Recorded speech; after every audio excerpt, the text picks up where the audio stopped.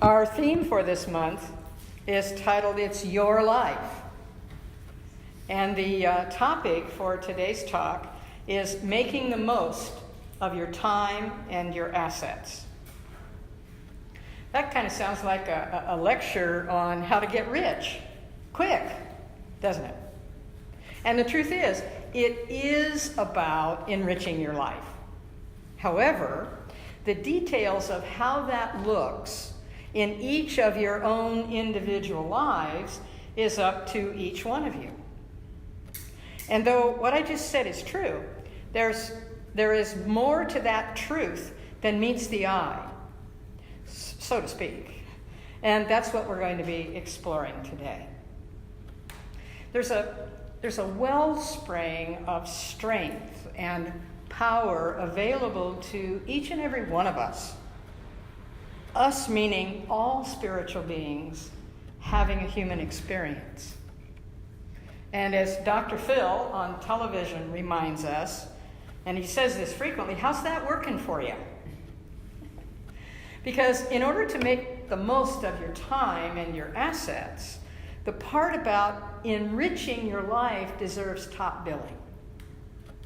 It deserves to be the plan, the outline, the conscious design by which your time, and you have all the time there is, it's how you use it that makes a difference.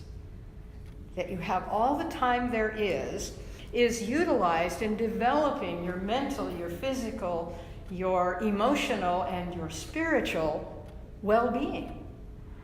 And it deserves to be the plan, the outline, the conscious design by which your assets, and you have within you infinite assets of health, knowledge, abundance, happiness, love, to utilize in developing your mental, physical, emotional, and spiritual well-being. So, where to begin? I love the title of this month's daily guides in our Science of Mind magazine. It's written by Eugene Holden, who is one of our licensed prayer practitioners in Centers for Spiritual Living.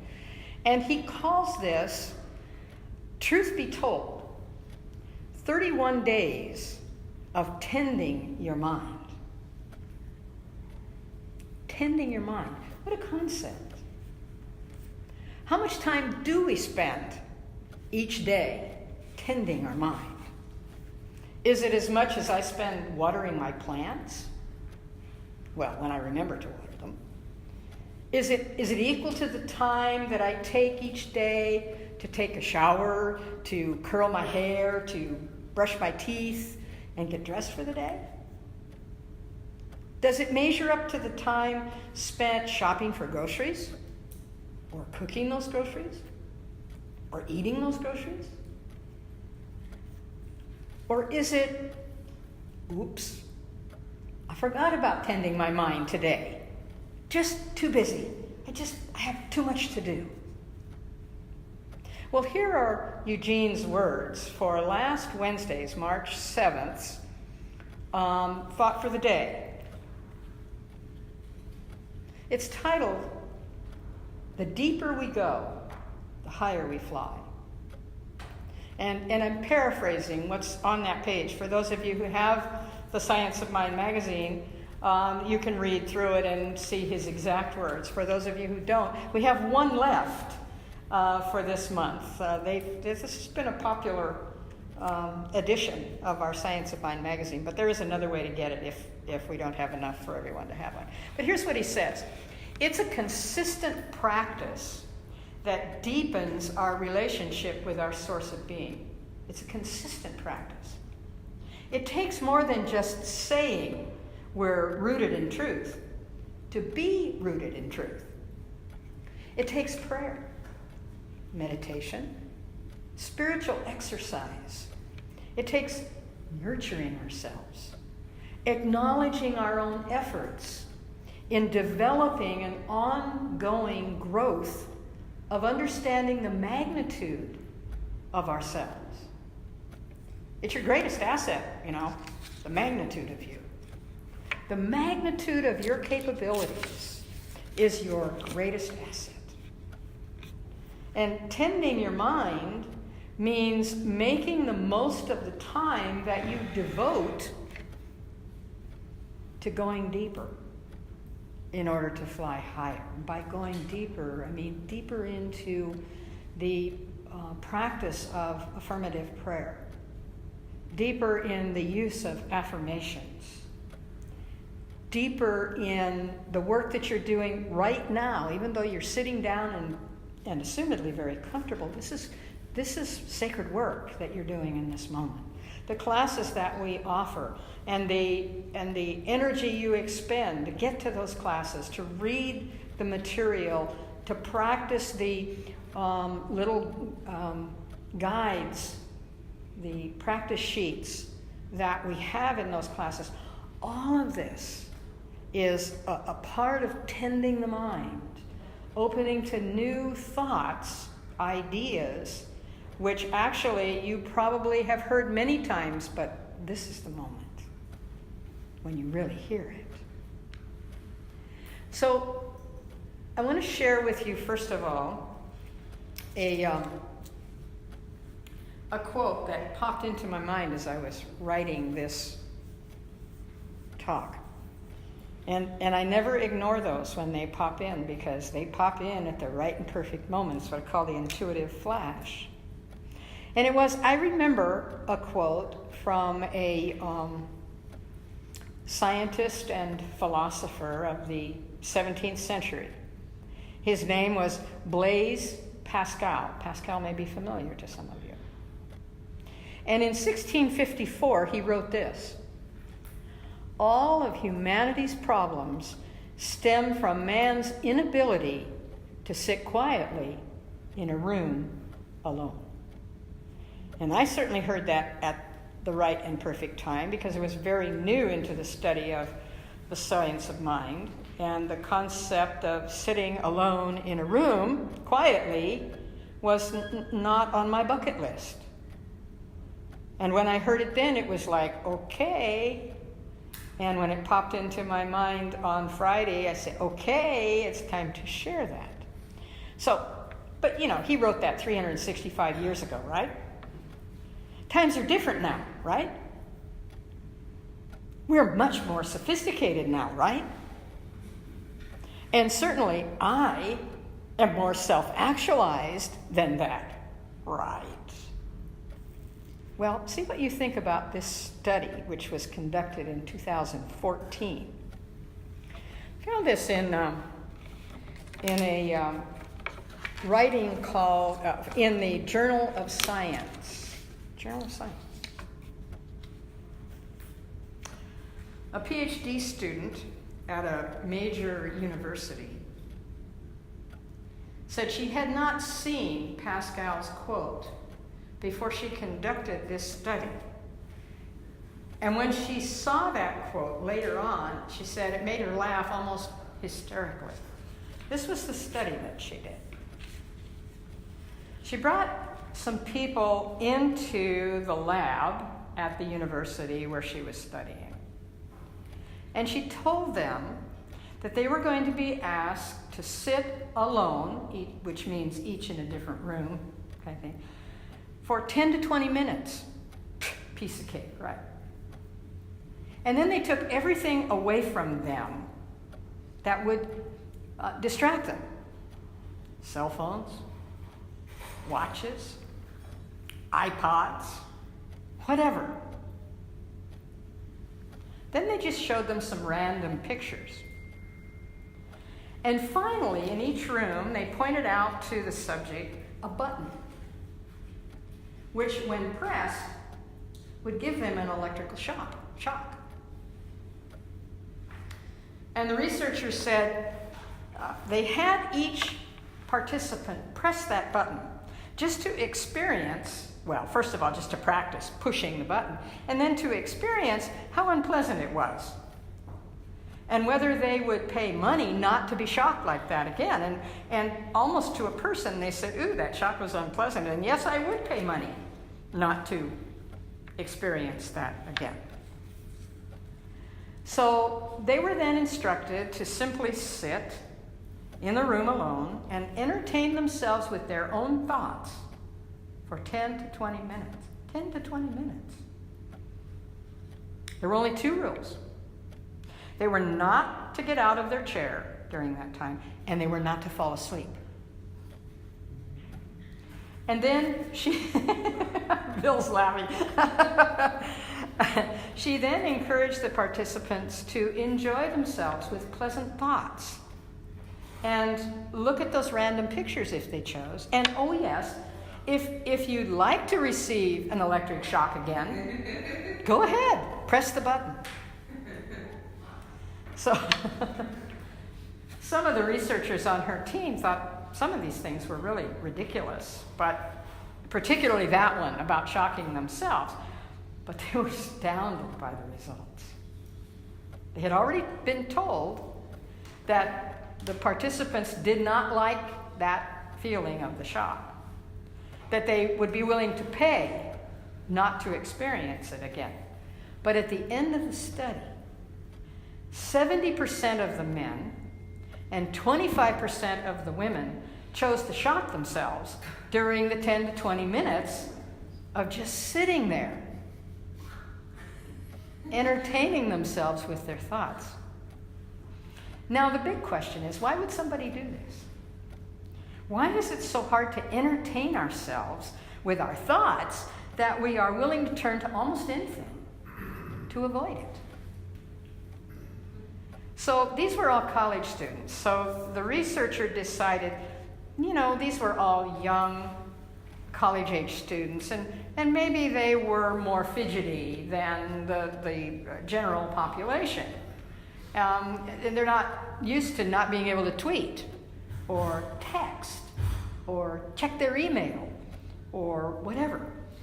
So the research team reached out into the larger community for volunteers, and they got the same results. They worked with adults past college age. They had them sit in their own homes rather than come into the lab, and on their honor, put away any other pieces of equipment that might distract them, since the researchers weren't in every home in order to supervise or to monitor. Just to sit there of their own choosing, alone, for 10 to 20 minutes with their own thoughts. And again, the researchers said they were terrible at it. Over half of the participants confessed to cheating. Those are just the ones that confessed. They got on their phones. They talked to other people. They just were so uncomfortable sitting in a room alone with their own thoughts. So the researchers said, this started with a wholly different question, which was, how can we help people think better? When we found to our surprise that people really can't do this very well at all. So our question changed to, what's going on here? Perhaps it's a message of lack of mental control, that people have a tendency to get lost in thought, while walking down the street or taking a shower or remembering a recent vacation, or where did I put my glasses? See, I've solved that problem. That's a magnet. That holds my glasses. But the point is, when we are not mindful, when we don't enjoy our own thoughts, when we feel that we are forced to think, it's really, really hard. So when I say tending to your mind, it's paying attention to your thoughts. If you don't like them, you can change them. You have that power at any time to change your thoughts. Change your thinking, change the results, change your life. That's kind of a mantra for us. Change your thinking, change your life. But rather than saying, oh, I am a bad person, I'm so negative, I just don't know how to change this, it's my mother's fault, it's the teacher's fault, it's the church's fault, it's whoever's in power at the state house or it's somebody else's fault that I'm like this. Well, that may have been true until you were about 14 or 15 years old when the age of reason began to unfold in you, and from then on, it's yours. It's your ballgame. Anything that you can think, you can unthink. Anything that isn't working for you, you can change or release. Of course, first you have to acknowledge that it exists. So I acknowledge this is a behavior that I have. I bless it for bringing me to this moment in my life, this moment in time.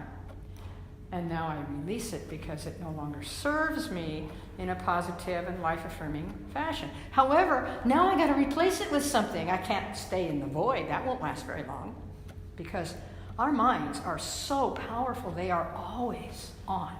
Oh, even when you sleep, they're on. They are always functioning. Consequently, we look toward what do we replace those negative thoughts and actions with? Tending to the mind, because it all starts with the mind. And whether it's a physical challenge that we're facing or something completely different, it all starts in the mind. And it heals in the mind. Because your mind is so powerful, and it's got this powerful, and it's got this direct pipeline to the source of all being. How cool is that? I mean, you got to get excited about that. So in our modern world of so many examples of the mechanical, the technical, scientific inventions and conveniences, have we lost the ability or the desire to be alone with our thoughts? Actually, no, we haven't lost that capability. We just have more reasons, parenthesis, or excuses, not to use them. I laughed out loud when I read that some people chose to give themselves an electrical shock over facing their own thoughts. That is a powerful message. Work to be done. So I found it no coincidence that in the same magazine where Eugene's thoughts for the day were this month, that there was a topic in Dr. Andy Newberg's column, and Dr. Andy Newberg writes a column for Science of Mind magazine every month. And his column, and remember, for those of you who've heard me talk about him before, he is the neuroscientist renowned for his research on spirituality and consciousness. He didn't start out that way. He started out to see what happened if he conducted a study where people from all walks of life and all religious or not beliefs, what the impact would be on their brains if they contemplated God for 15 minutes a day for 8 weeks. You didn't have to believe in God. You just contemplate the idea of God in a meditative state for 15 minutes a day for 8 weeks. And they measured the brain waves before those 8 weeks, and then they measured them again afterward. And they found incredible differences in the routing of stuff in the brain. It was incredible. And then they said to the people, did you notice any difference? And almost to a person they said, yeah. It seems like I'm more calm. I'm more relaxed. I'm less judgmental. And these were people who had no idea, really, that they weren't before. So the impact of putting your attention on something can now be very clearly monitored and evaluated. Now, metaphysicians were talking about these kinds of things thousands of years ago when we didn't have all this technology. Now we have the technology. We find out day in and day out how right much of that ancient wisdom was. So despite the fact it seems like we have gone over the technological edge, it's actually supporting what we're talking about here in being well, in being happy, in being actualized, in being loving, in being prosperous, in being peaceful. Whoa, there's a thought. There's a thought. So, as I worked through all of this, I got more and more excited. This talk could have been 4 hours long if I hadn't just pushed the print button on the computer. But here's something that Dr. Newberg said that I want to share with you. He said, so when you come here on Sunday, do you hope that the minister is going to say something worthwhile enough to justify the time spent in your effort to get here? Or do you expect it? When you do a spiritual mind treatment or affirmative prayer, for whatever purpose you have chosen, do you hope that it's going to work? Or do you expect it to work? When you make time each day to sit in a room alone and visualize and or think about your intentions, the release of that which no longer serves you, the value of positive changes in your life, do you hope something will cause that? Or do you expect it? And if so, what do you expect? After all, it's your life. How powerful your thought is, even when you're not aware that you're thinking, oh, I hope this is going to work. I doubt it. I've tried this 17 times before and it still hasn't worked. Self-fulfilling prophecy, isn't it? That's how powerful your thoughts are. Expect it to work. And when it works, I'm not saying if, when it works, if it doesn't look quite like what you expected, do it again. Hone it a little more. Get your intention very clear to you so that it's clear to the universe. Because otherwise, when you say, oh, I really hope, God, that you can make this work for me this time, and God says, huh? What are you talking about? No Akashic records there that the 17 times you've tried have failed, and God's keeping track of that. It's not happening. I mean, hello. So the whole idea here is that when you are clear in your intentions and your interaction with your source of being is clear, Katie, bar the door. It's already waiting for you as soon as you accept it. It's already here in mind. And as you accept it, it shows up in real time. That's how it works. It's even quicker than the technological wonders that we have. And some of them are pretty good, actually. So Eugene's closing statement in this March 7th reading in the Science of Mind magazine reminds us to be excited about deepening our connection with Spirit.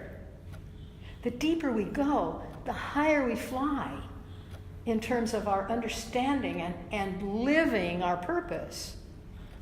Out of all of our relationships, this is the one to really expect you can cultivate it.